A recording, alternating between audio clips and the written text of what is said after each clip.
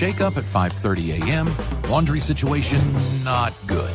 And when your focus is on helping your clients, it's easy to forget about yourself. But NASM knows trainers. Morning, Ryan. It's okay. And staying in front of the day isn't always as simple as 1, 2, 3. So when the unexpected has you pressing pause, what's the latest on creatine? I'm going to get back to you on that.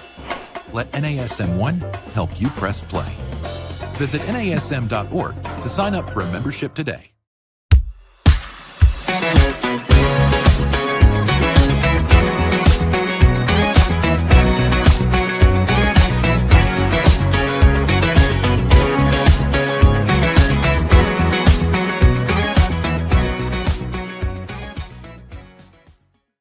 Well, hello there, listeners, and welcome to this week's episode of the Marcom award-winning Better Than Fine podcast. I'm your host, well-being expert and wellness coach, Darlene Marshall. And not so long ago, I was at an event that I was speaking with, and I'm sitting at lunch, gabbing away about the psychology of well-being, like I do, because this is what I talk about when I'm out at lunch. And someone that I was sitting with was asking about how we keep from being toxically positive. And how do we show up in the world, working on well-being, but not shoving away difficult emotional things? And as I'm describing my work and my thoughts on it, somebody else at the table goes, "Oh, so you're like basically a professional feelings person." And not only do I now want to put that on my website, I think that is just what we should call ourselves now. We're professional feelings people here in positive psychology and wellness coaching. But it also has me thinking about what it means to be a professional feelings person. And maybe it seems kind of obvious what a professional feelings person would be, but let me unpack it a little bit of why I've been rolling it around in the marbles that I call my brain. So for most of the 20th century, and now here we are at the beginning of the 21st century, okay, I think that people would probably say that a professional feelings person would be like a shrink, like a clinician, a counselor. So that would be a clinical psychologist or a psychiatrist. But if we think about the nature of those fields and the history of those fields, primarily they would focus on the things that are wrong with us. So depression, anxiety, anger. The study of those fields, early psychology, primarily focused on a narrow bandwidth of emotion because they wanted to be taken seriously. Focused mostly on the mind because they thought like, well, the mind and the body are separate. The body is medicine. The mind is this other thing. Generally dismissed intuition altogether. Too soft, too ambiguous. That's not serious. Cognition, which is the nature of thought, was thought to be more concrete and richer than something as like woo-woo and squishy as intuition. And then because early psychology so desperately wanted to be taken seriously, it focused on things like anger and fear and resentment and rage and pathology. And generally, happiness and the good stuff and well-being was considered not serious. It was considered to be this other thing outside of science. And because it wasn't serious, it wasn't important. If psychological science in this old way of thinking was going to benefit humanity, well, it had to focus on fixing, soft quotes, fixing what was wrong with us. Now, if you've listened to the show before, or if you know anything about well-being sciences, we now know that all of the assumptions, almost all, nearly all of the assumptions that I just threw out there about the history of psychology, wildly off base. We can break those down pretty quickly. Well-being, it's actually healing to the body, to the nervous system, to the psyche. And when we focus only on the negative aspects of the human being, maybe we get to fix the problems, but the absence of the bad stuff is not the same as the presence of well-being, the good stuff. And well-being is actually very healing to the body, the nervous system, the psyche, etc. And your experience of yourself is not cerebral. It is not just cognition. You've probably heard me say on the show before, your emotions are called feelings because you feel them in your body. And in today's episode, I want to share with you this emerging neuroscience that is turning even more of those long-held assumptions totally on their heads.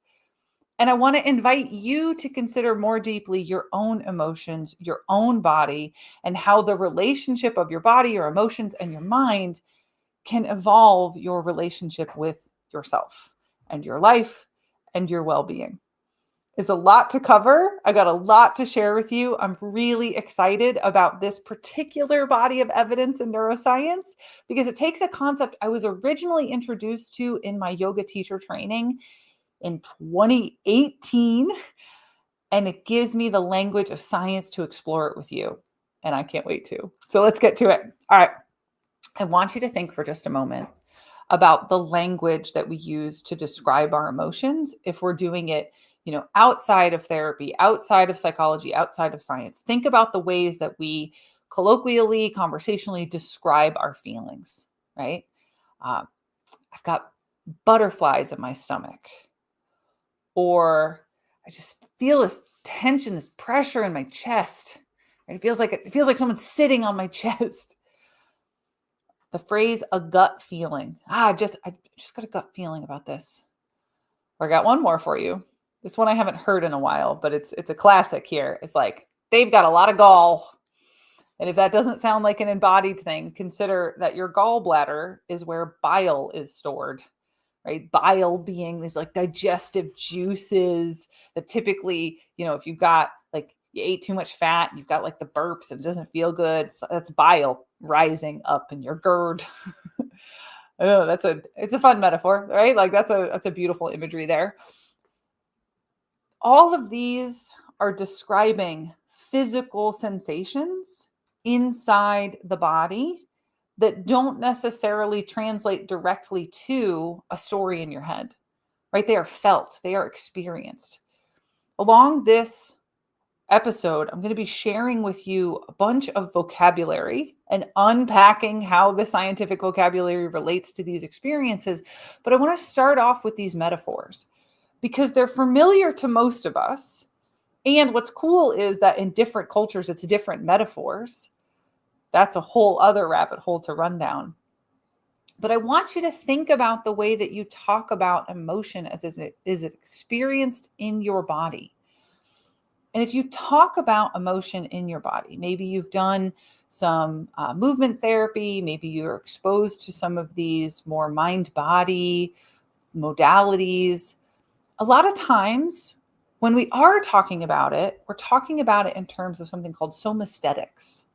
Maybe you've heard of somatic experiencing, or you're familiar with the practice of yoga nidra. Most of the language that I have encountered in those practices, in those circles, is talking about feeling in our skeletal muscles, the muscles that we can control. So that's things like relax your shoulders or relax your forehead. If you've ever tried yoga nidra, oftentimes it's practiced by flexing a muscle group and then relaxing it to release tension. All of that is what's under our control, just the skeletal muscle groups. And those things matter, but those are the things that are under our direct, explicit control, right? I can raise my eyebrows and I can drop them. I can raise my shoulders and I can drop them. I can flex my muscles. I can stretch and breathe. That's all under the somatic nervous system. We've talked about the somatic nervous system before on the show, super important practices, but there is another layer to sensation and experience in the body that isn't under our control. And in my opinion, is full of really rich information that is mostly right now being undervalued in these emotional somatic conversations. And I think we can dive into that. And I'm very, like I keep saying I'm excited because it's true to have the scientific evidence, the body of research to the point that I'm really comfortable sharing this with you. So perhaps you have heard the word viscera or your visceral organs. These are your heart, your lungs, your digestive system, your digestive organs, circulation, all of the foundational functions that are necessary for the human body to survive. Typically, they are between like your collarbone and your pelvis. right? The most, like our visceral organs are kind of all in between your collarbone and your pelvis. Have you ever considered that we actually have an internal sense of them? Meaning literally, like you probably learned in school, you have 5 senses: hearing, touch, sight, taste. I said touch and pointed at my mouth. That's really funny. And smell. Taste, smell, touch, sight, sound. Did I get them? I got them all that time. I tried to get them all in one shot the right way, but I gestured too much and got myself confused. Taste, smell, touch, sight, sound. Five senses, right? Well, unless you probably saw the movie where you see dead people, Sixth Sense, but there actually is. Most neuroscientists, most embodied research will tell you that there is a sixth sense that is proprioception. So proprioception is your awareness of your body in space. I can flail my hands around while I'm talking, and most of the time I'm not going to smack them into everything. Sometimes I do. But your proprioception is like the GPS for your body. You don't have to stare at your fingertips to gesture with your hands while you're talking, because your body has this intuitive sense of its relationship to other objects in space. That is called proprioception. And now neuroscientists are proposing a 7th sense, and that is interoception. Interoception is our awareness of what is going on inside the body and your mind's mapping of that state of your physical being. That could be conscious, like, oh, hey, I'm a bit hungry, and as soon as I finish recording, I'm going to go eat some dinner. It could also be subconscious. It can be like a low-grade discomfort that hasn't quite registered to your consciousness yet. It could be something pleasurable that you're just not focusing on right now. Interoception is that information coming from inside of the body that is informing your state.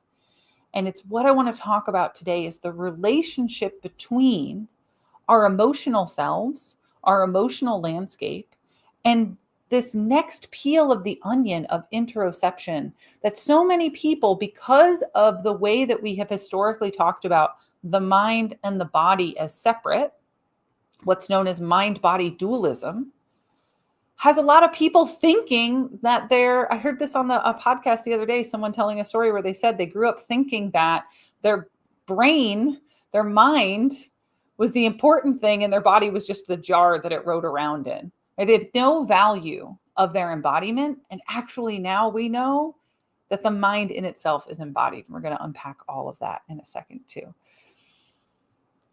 So interoception, when we talk about it being conscious and subconscious, it might mean that you're suddenly aware that your heart is like beating a little fast and your face feels flushed and your stomach hurts and you feel nauseous, right? Sometimes our interoception can be really obvious to us, like hunger or thirst, arousal.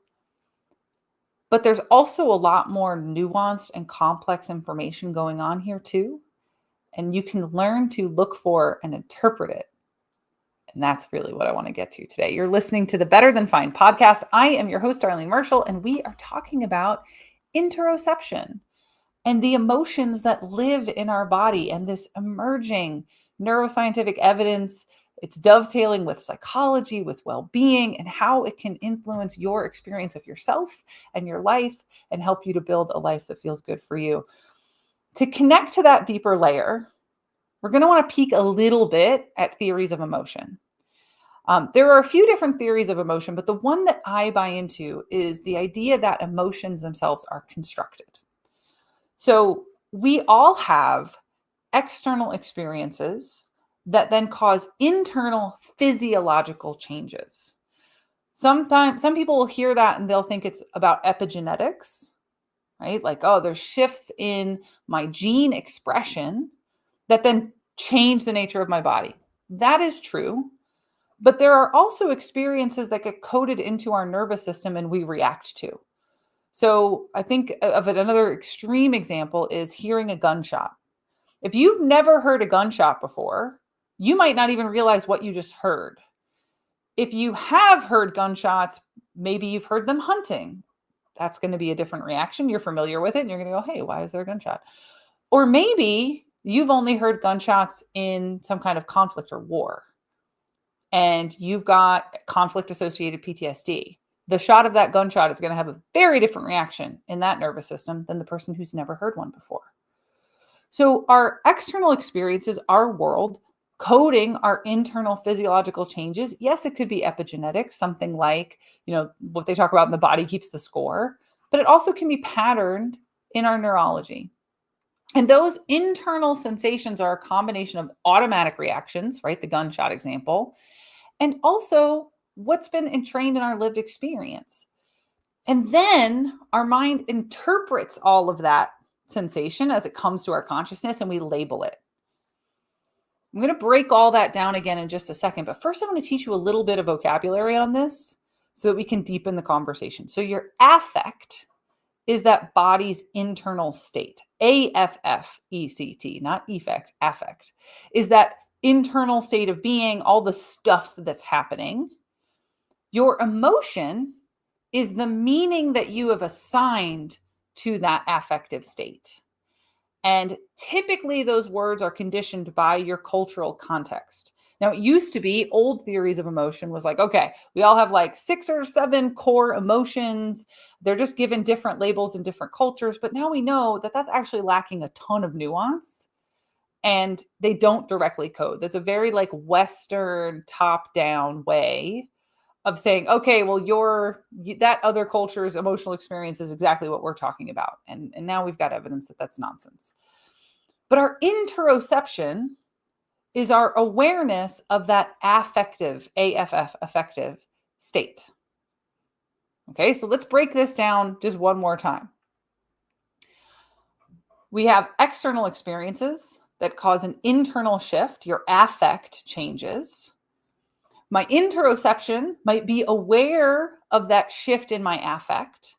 And then depending on how I was raised and my lived experience, my emotion is going to be slapping the label on my awareness and saying, I feel blank, right? The label is the emotional coding. Emotional intelligence is our awareness of that interpretation of information and the way we construct emotion, how that then affects us, right? The feedback loop, and then what we want to do with that information. That's the nature of emotional intelligence. I'm going to give you an example because this can be some heady stuff, but it can have some cool applications when you're able to see it in your life. And the benefits of emotional intelligence can really heighten your overall well-being. So maybe you suddenly become aware that your cheeks are flushed, your palms are sweaty, and your heart is racing. Your awareness is of your interoception, right? So you're suddenly aware of your cheeks are flushed, your palms are sweaty, your heart is racing. What did those signals mean to you in your mind? If you call up those sensations, your cheeks are flushed, your palms are sweaty, your heart is racing, what do you right now label that just off the cuff? Is it anxiety? Is it excitement? Is it anticipation? What if you are 14 years old, you see your crush across the playground and they smile at you and wave? Now your cheeks are flushed, your palms are sweating, your heart is racing. What do you label that? Ooh, I got a crush. What if I told you that you've just been accused of a crime that you did not commit? Your cheeks are flushed, your palms are sweating, your heart is racing. What do you label that? Sounds like a panic attack to me. What if I told you that your partner just went into labor? Your cheeks are sweating, your palms are flushed, your heart is racing. What do you label that? I hope you label it excitement. So affect is your cheeks are sweating, your cheeks are flushed, your palms are sweating, your heart is racing. It's weird if your cheeks are sweating. That's affect. Interoception is your awareness of like, oh man, my cheeks are sweating, or my cheeks are sweating. I keep saying it. My cheeks are flushed, my palms are sweating, my heart is racing. That's interoception, is your awareness of it. And then emotion is the label that, given your social circumstance, given the events of your life, given your culture and your context, what do you put on that? And then emotional intelligence is your awareness of that whole kit and caboodle, the possible labels, what they could mean, and then what to do with that information. And that can also be very cultural. right? How am I allowed to express these feelings that I'm having? What would be the appropriate response? Right? I even just did this myself a moment ago, where like, I hope you label your partner going into label as excitement, right? That's my cultural interpretation, which could be really flawed given your own circumstances, right? It's highly individual and highly context dependent. You're listening to the Better Than Fine podcast. I am your host, Darlene Marshall, and we are talking about emotions in the body and this emerging science of interoception. So there are 3 factors that further break down this interoception thing.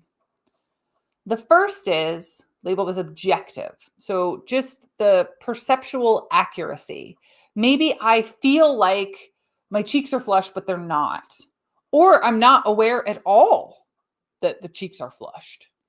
Do I have an accurate perception of what is going on in the body? And when we talk about something like the viscera, where it's like, oh, my stomach hurts. Okay, well, your stomach is really high, right at the base of your rib cage. But if what hurts is way low in the belly, that's not actually your stomach, right? That's something else that hurts. So do I have accurate perception of what's going on inside the body, where the discomfort is, the pressure, the description of that information? Can I observe it? Do I understand it? The next is the subjective. How do I interpret it? How do I react to that feeling? And then the third factor is metacognitive, right? So we have cognition is thought, and then metacognitive is our ability to observe our thoughts. So what insight could I make from the information I'm getting interoceptively? What is the story I'm going to tell? What is the interpretation I'm going to give it? So objective, subjective, and metacognitive. Now, this is a lot of info I have been unpacking to you so that you can understand the nature of emotion and interoception. What good is it? What good is interoception for? Well, I think from this information, this groundwork that we have laid together, we can make a roadmap for deeper understanding of our emotional awareness and our emotional intelligence. And my friend Ellie Hearn, who's been on the show, she likes to talk about human skills, people skills, instead of calling them soft skills. And within my lifetime, I remember the shift where people were trying to sell the idea that these human skills that were once labeled soft skills of emotional intelligence, your EQ, our communication skill sets, that they're going to be more and more valuable as technology could do more and more of what used to be specialized work, and that it's the human work that would bring deeper and deeper value and achievement and appreciation and success in our lives. Now, I think that this interoception research, this information, is the next step in our collective evolution around how we relate to emotion, to the body, to the mind. And that it's a future emergent edge of the well-being sciences. I've talked about on the show before that I don't actually think that positive psychology is an encompassing science of well-being. I think it is limited by its definition as psychology, and that there are these other sciences that are adjacent that give us necessary information to actually understand the nature of well-being and how to foster it. And this is one of those places where neuroscience understands things that psychology just can't. So I am very interested. This is an emerging field that has this overlap between well-being, interoception, and yes, wellness practitioners, us, because we are able to then foster the awareness, the connection in the application of it at scale, which I think is very, very exciting. So how do we use it? What do we do with this information that we've just unpacked? So interoception is going to be my awareness of what's going on in the body and how it informs my emotional landscape, my decision-making, what to do with this information, and then how I go about living my life. But hopefully right now, this has been interesting in a way that you're wondering, yeah. Well, how do I do it? How do I start it? What do I do? Good. I hope that's what you're asking, because that's what I want to tell you next. For starters, mindfulness practices. For so long, people thought that, okay, if I meditate, it's going to make me calm. And then everyone started meditating. They realized, no. Meditation doesn't typically make you calm. It makes you more aware of the things that are making you neurotic, right? It makes you more aware of your thoughts, your patterns, your behaviors, how you're showing up in the world. Well, we need to be able to observe ourselves in order to foster interoception. Mindfulness is essential for this interoceptive awareness. So my favorite practice to build this, and I will often prescribe it to clients in the beginning of our working together, is body scan meditation, which is mindfully attending to the sensations of your body. We've talked about body scan meditations before, very, very early on in this show. Jesus, it's wild to realize that it was 4 years ago that we talked about body scan meditations. I guess it's probably time to revisit this. It's partly this objective accuracy thing, right? We got to be able to observe the object of the body and what it's doing and the information that it's giving us. So body scan meditation is a great place to start. And then we begin to prime this feedback loop of awareness as we cultivate more awareness of the sensations in the body. Where do I feel my breathing? Mindful eating exercises. What do I feel in my body when I eat? Our digestion, our heart rate, right? All of this awareness begins to be cultivated in the practices of things like body scans, yoga, exercise, running, any kind of movement activity where you're encouraged to observe your body. At first, it's going to be a bit top down as you learn the sensations of your body. And then, especially if you're working with a great guiding practitioner, a trainer, a coach, a teacher, you're going to learn more and more how to interpret those sensations. What is that I'm feeling?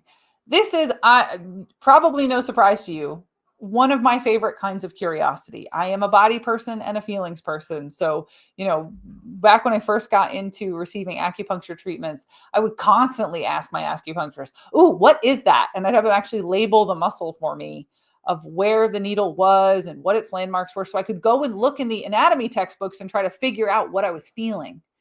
That interoception feedback, and I'm building up a language of communication with my own body.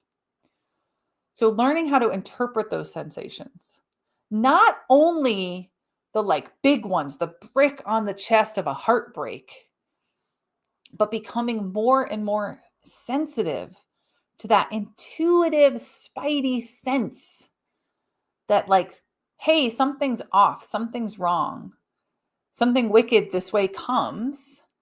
And learning how to trust that maybe my nervous system is picking up on something subtle, something subconscious, and I can trust that gut feeling. I can trust that intuition because my nervous system is able to pick up information that my conscious mind might be ignoring, right? We've all had that spidey sense feeling of oh, there's someone behind me. That's your nervous system picking something up, and then your interoceptive awareness punching through to your consciousness so that you're something's off. Learning to trust that, learning how to interpret it. And what I have found is that the more subtle, the more aware you can get about that internal feedback information, the earlier and earlier in your behavioral cycles, the things that you do where you don't trust yourself or you're self-destructive or you're self-neglectful, well, earlier and earlier in that process, you become aware of the disruption, the loss of equilibrium, the spidey sense signaling saying, no, we're not going to do that again. So if you're someone that struggles to change your behavior, learning this interoceptive awareness, learning to connect with yourself can be a feedback loop to give you better and better information to help you break those cycles. And then you can disrupt that unhelpful thing earlier and earlier and earlier, and put you further on the path of who you want to be when you grow up, which to me is entirely the assignment, right? I've got a client that says I understand the brief, right? Demonstrating you understand the brief. Now, depending on your beliefs, your culture of origin, you might have been taught to dismiss your intuition. You might have been taught that it was too moody and too woo-woo and not to be trusted. Maybe you grew up in a way that prioritized logic. That is the idea that the mind is separate from the body and somehow top down better, right, at interpreting reality. Not only do I disagree with that, but I think that this is the research that shows us that it's inaccurate. Some of my favorite research is the mapping of the nervous system, the autonomic nervous system, so all the automatic functions in the body, the viscera, with specific physiological changes. So maybe you're someone who something happens, you get overly excited, you get overly stressed out. Someone is sick in your family, you have a fight with your partner, right? Something really stressful, you lose your job, and your digestion just goes haywire, right? First you're constipated, then you have diarrhea, you're having cramping, you can't sleep because all of the stuff is going wrong with your guts. Well, that is your autonomic nervous system first stopping digestion for the acute stress and then dumping everything out. That's happening in your viscera in response to a stressor in your life and your emotional response. Maybe you feel a constriction in your chest, right? I just said the like brick on the chest feeling. Well, that is some of the muscles in your chest getting tight to get you to collapse the chest and defend your vital organs. Right? The feeling of threat closes us off, and that can be an intuitive response. Or maybe you have had that feeling of like getting punched in the stomach when something happens, a betrayal. That is the psoas muscle going into spasm and collapsing the hips, again, as a defensive posture, a fetal position. The psoas muscle runs from the inside of the thigh, the femur, up through the pelvis. It fans out in a big fan and attaches to your spine. And when you get that low belly punched in the gut feeling, that's the psoas automatically shortening. All right. That is a vagus nerve reaction to something surprising, something overwhelming, right? A feeling of betrayal.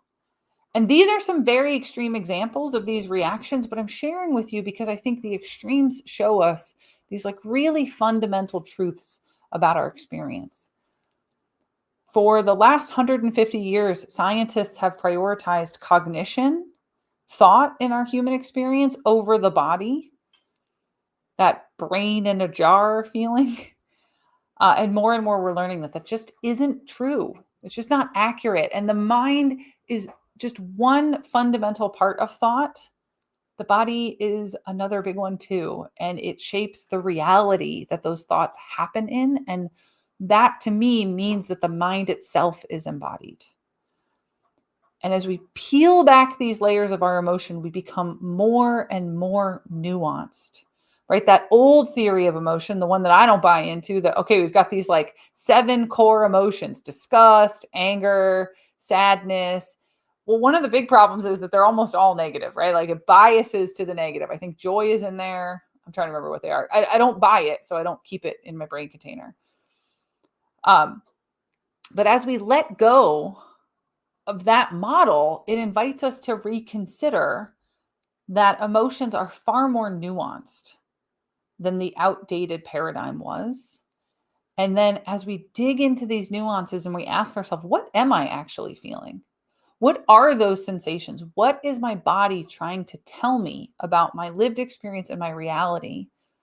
We have more and more insight into what we need, into what we like, into what we want. And I think that insight makes us more effective and more attuned to one another. It deepens our relationships. It makes us better leaders, better partners, better parents, better friends, better daughters and sons. Emotions are many things, but they are information. And the more nuanced our information is about our experience, that lets us make better and better decisions about how we want to move through the world and how we want to make the world better, about the things that we are willing to tolerate, about where our boundaries are, and how we can be even more capable of showing up for the things that actually matter to us and letting the things that we don't actually care about go so we can enjoy our lives and so we can be well and do good work in the world. And that's really what I'm on about. So that's interoception. Hopefully that's exciting to you. And hopefully that's just one more reason to practice mindfulness, to connect with your body, because it fuels us so we can show up for all the things that we care about in the world. And that's clearly what I'm on about. Hopefully you are too. Of course, I would love to hear your feedback on this and any episode of the show. So you can email me. It is info@darlene.coach. You can find me on Instagram. That is also darlene.coach. And I'm on LinkedIn. If you are a fan of the show, I hope that you will subscribe if you have not already.